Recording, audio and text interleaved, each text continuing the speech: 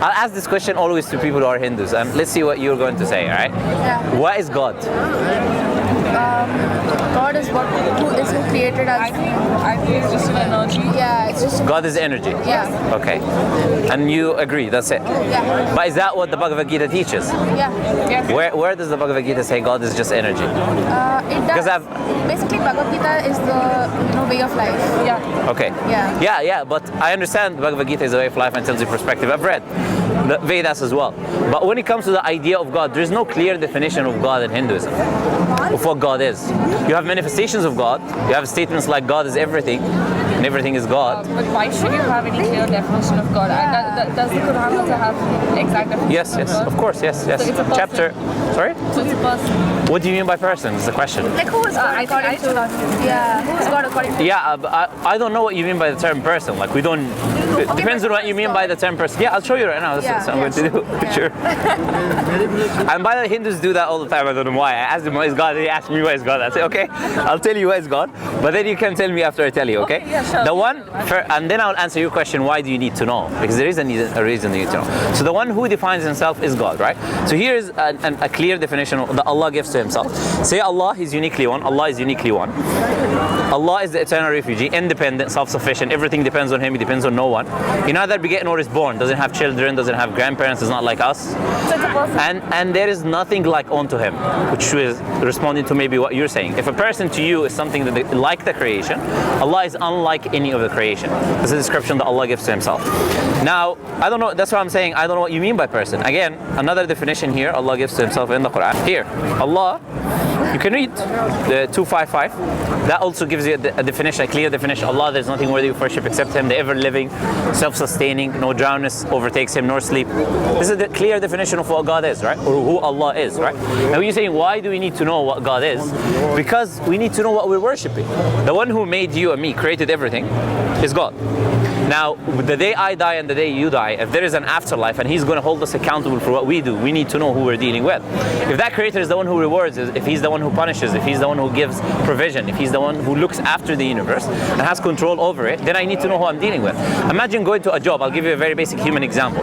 Working in a company, you don't know who the boss is, you don't know nothing about the boss, but you just work in a company. You work for them.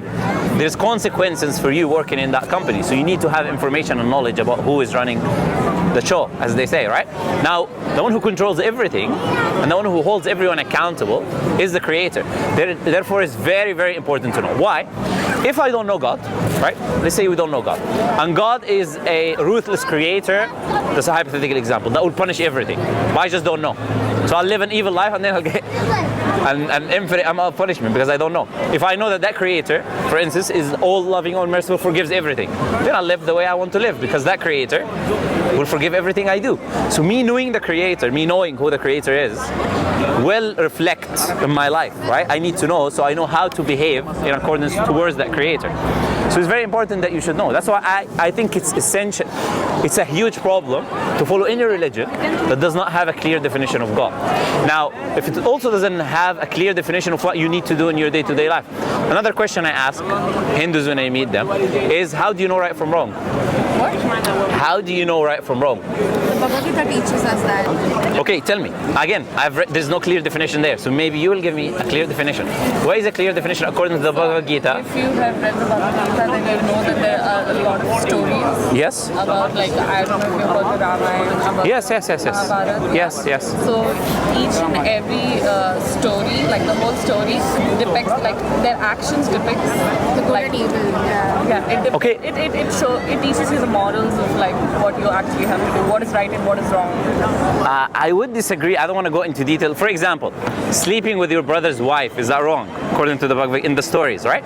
When you see, no. So due to lack of time and the fact that a lot of Hindus get very, very triggered when I go into detail explaining things that are in the Hindu scriptures, I did not go into detail in the video, but it's a must for me to mention some of the things, some of the stories, because they were saying these stories are examples for us so we can get moral lessons from. So I mentioned just an example. I didn't mention any names, so I don't get anyone offended. But the purpose of this video is purely educational. So I'm going to mention some stories now. They might be very shocking for some people, and I'm going to perhaps censor some words while I'm talking about these stories. And I'll put all references for anyone who would like to check these things after the video. But it's very essential and important for us to know, if we take moral examples from these stories, what kind of stories are mentioned in Hindu scriptures in general. So for instance, a very basic example I'm going to mention, the one that I was talking about in the video. You'll find in the Shiva Purana, there is a demigod, a story of a demigod who grabs his brother's wife, essentially, and then he curses her son because the son, he expressed disapproval of such a hideous act, essentially. So he curses the son, and then he does the of his brother's wife, and you do not see any punishment. In fact, the son gets abandoned in the story. You do not see any condemnation of such behavior or act, and that's why I mentioned this example to these two ladies I was talking with. Another example is you have Ashwani Kumara. You see him a Brahmin lady. So obviously then the son gets born. The son and the woman are kicked out when she goes back to her husband because she's a married woman, and the woman turns into a stream, and then you have this Brahmin kind of that her husband gets downgraded. So you don't see a clear condemnation of such behavior. You have allegedly gods, quote unquote, gang a married woman. We're talking about Brahma, we're talking about Shiva, and we're talking about these main gods of Hinduism. You'll see them, three gods together, gang a woman. You know, I'm saying these things, and it will be crazy for some people listening, I know. But I'm going to put the text itself and references also in the screen for people to see. You have a Brahma who tries to his own daughter, essentially. And he does it, actually. He his own daughter. When I say try, all of these people that I've mentioned, they've actually committed the act. There is a theme, there's a common theme of gods, demigods, etc. committing this act of continuously. And I'm not talking about 1 or 2 or 3 demigods, I'm talking about over 10 examples I've just collected, just due to the fact that I was tired of collecting examples. I can provide more. You have, for example, Indra, who 3 separate women on 3 separate occasions, and he curses a baby again. I don't know what this idea of cursing the baby when the happens, but it's also a very common thing that happens in these stories. I'll just put a list of different quote-unquote gods with references of them committing this act. And what is the significance of me mentioning this? Now, if the gods, which is supposed to be the creators, and you'll hear in the stories, oh, you have fallen for your desire, oh, creator of the heavens and the earth. So they're saying these beings are the creators, the most powerful beings in existence, and they commit such acts. So if a Hindu is reading the scripture, is supposed to get moral teachings from some of them or from all of them. Bear in mind, yes, some stories would condemn the behaviors and actions. Many other stories would not. So for instance, you have these 3 gods the married woman, and then she would curse them to be worshipped, which makes no sense. Her curse is that they would be worshipped. So it's just, I don't want to talk about rationality much, but I'm just going to say that there is a common theme of this happening. Now, if this is your God, the person you worship in a religion, then I wouldn't be surprised if the behavior of a person who is a follower of that religion is similar to it. I mean, if the creator, if the most powerful being is doing such an act, then who can blame you as a follower of doing a similar act? Now, bear in mind, I'm not saying Hindus are doing this or Hindus are not doing this. Now, you can look at the stats and you can figure that out on your own. But it's very important to know that these are the stories that she was talking about getting moral teachings from. And if these are the gods, the most powerful beings in that religion, then I wouldn't be surprised if you say this is your source of morality, that you would reject, you wouldn't care about the definition of God or sources of morality in general. So I would invite our Hindu friends and people who are listening to this video to consider pure religion of Islam, where there is a creator who does not commit such hideous acts. He is perfect, all-knowing, all-powerful, and he is the source of morality, and he does not commit such acts of indecency. Rather, we get our divine morality from that creator, and we get our teachings from the Quran. May Allah guide us all. When you see certain things like this happening in the stories done by the manifestations of God themselves, and it is not condemned. The scripture doesn't say this action is wrong, how could you do this? It's not there. I'm asking, if me as a human being, or you, anyone who's living life, how can I know if I want to do a specific action, is this action morally right or wrong? As a Hindu, how do you do that?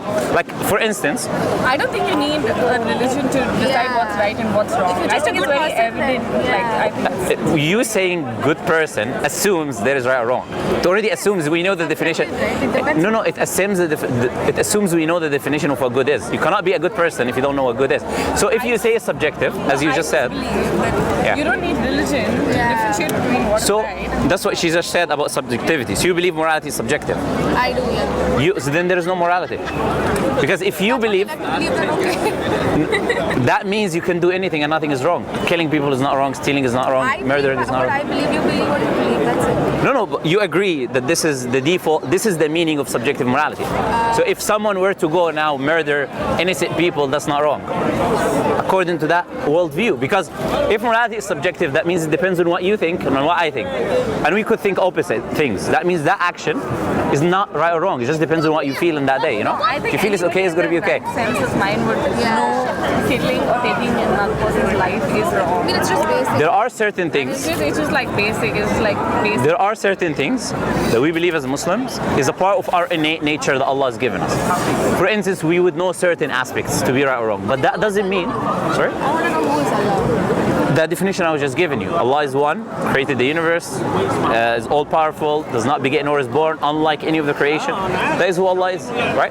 And the guidance about right or wrong, which is I'm asking you about, I'm telling you these things are not present, so I'm offering you they are present in Islam as an alternative, right? And I'm not only doing that, I'm saying it's essential for them to be present. Because we cannot function as human beings and live without knowing the definitions of right or wrong. We can know some things innately, but that's not everything. You wouldn't know drinking is right or wrong innately. You wouldn't know interest in usury is right or wrong innately. You wouldn't know gambling is right or wrong innately. Society and culture can also cloud whatever you know innately. Why are there people who are in human history who kill and have no problem with killing, who steal and have no problem with stealing? And if morality is subjective, you cannot come and tell them you're wrong. You will say, you think I'm wrong, that's your subjective opinion. My subjective opinion, it's okay to do this. That's why we have the law. Sorry? I said that's why we have the law. But laws are also subjective. The law in the UK is not like the law in America. You cannot carry a gun here and walk. You can do that in America in some states. You cannot do abortion in some states, in some countries. You can do it in other states. Laws is even making the problem worse. It means morality is relative. If the country says it's okay to have slavery, is it okay to have slavery? It did throughout human history. If we go back to like 1,000 to 2,000 years, it was a part of the law. You can do slavery. How's that like related to anything related to religion? Is guidance. If we are created by God, if you make something, like the person who made this phone, he gave you a manual of the phone. Why? He made it, he knows everything about it. So he tells you what is good for it and what is bad for it. If we don't receive guidance from God about what is right or wrong, we'll live in chaos. People will hurt other people. If we don't receive guidance from God on the accountability of the actions that we do, we'll just live and do whatever we want. But once we receive guidance from God, then we have enforceability. I can say this is wrong because the one who made you and me determined that this is wrong. This is harming other people because the Creator have said, do not do that. Guidance is also given in the Bhagavad Gita, like as you were telling. Like No, but I was saying it's not there. That's the claim I was making. I asked you to provide me references. Where does it determine the moral aspects of specifically this is right or wrong? It does give stories, as I agree, 100%. There is stories in the Vedas, there's stories in the Bhagavad Gita, but there is no clear set definitions of what God is or of what is morally right or morally wrong.